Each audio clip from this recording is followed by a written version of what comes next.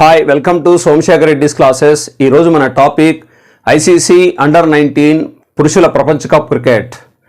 ఈ ప్రపంచ cup tourney 1988లో youth cricket ప్రపంచ కప్గా ప్రారంభించబడింది. మొట్టమొదటి ఆస్ట్రేలియా నిర్వహించారు. మొట్టమొదటి విజేత కూడా ఆస్ట్రేలియానే. అయితే 1988-99 మధ్య కాలంలో ఈ టోర్నమెంట్ నిర్వహించలేదు. 1995 నుంచి ప్రతి 2 ఏళ్లకోసారి ఈ ఐసీసీ అండర్-19 ప్రపంచ కప్ క్రికెట్ నిర్వహిస్తున్నారు. నిర్వహించే సంస్థ పేరు ఐసీసీ ఇంటర్నేషనల్ క్రికెట్ కౌన్సిల్. ఇది 1909లో ఏర్పాటు చేయబడింది. దీని ప్రధాన కార్యాలయం యుఏఈలోని దుబాయ్లో ఉంటుంది. అయితే ఇటీవల 2026 జనవరి ఫిబ్రవరి నెలలో జరిగినటువంటి 16వ ఐసీసీ అండర్-19 ప్రపంచ కప్ క్రికెట్ ఆఫ్రికాలోని 2 దేశాలు నిర్వహించబడింది. అందులో ఒకటి జింబాబ్వే, మరి రెండోది నమీబియా. పాల్గొన్న జట్ల సంఖ్య 16. మొట్టమొదటిసారి పాల్గొన్న దేశము టాంజానియా. అయితే ఫైనల్కు ఇండియా మరి ఇంగ్లాండ్ చేరుకున్నాయి. ఇండియాకు కెప్టెన్ ఆయుష్ మాత్రే. ఫైనల్లో భారతదేశం ఇంగ్లాండ్ 100 పరుగుల తేడాతో ఓడించి ఈ ప్రపంచ కప్ను 6వసారి సాధించింది.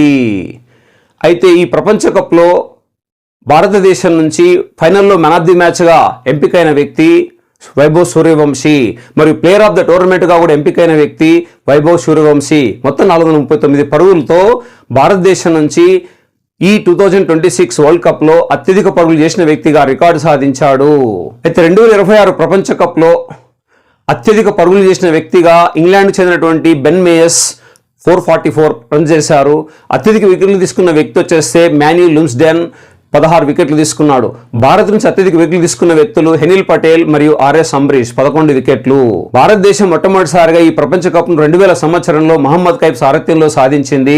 2008లో విరాట్ కోహ్లీ సారథ్యంలో, 2012లో ఉన్ముక్ చంద్ సారథ్యంలో, 2018లో పృథ్వీ షా సారథ్యంలో, 2022లో యాజ్దుల్ సారథ్యంలో, 2026లో ఆయుష్ మాత్రే సారథ్యంలో సాధించింది.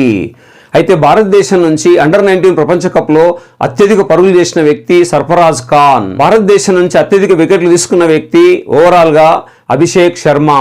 ఈ టోర్నమెంట్లో వైభవ్ సూర్యవంశీ 80 బంతుల్లో 175 పరుగులు సాధించి ప్రపంచ కప్ ఫైనల్లో అత్యధిక పరుగులు సాధించిన వ్యక్తిగా రికార్డు సాధించాడు. మీకు నచ్చితే వీడియోను లైక్ చేయండి, సబ్స్క్రైబ్ చేసుకోండి మరియు షేర్ చేయండి.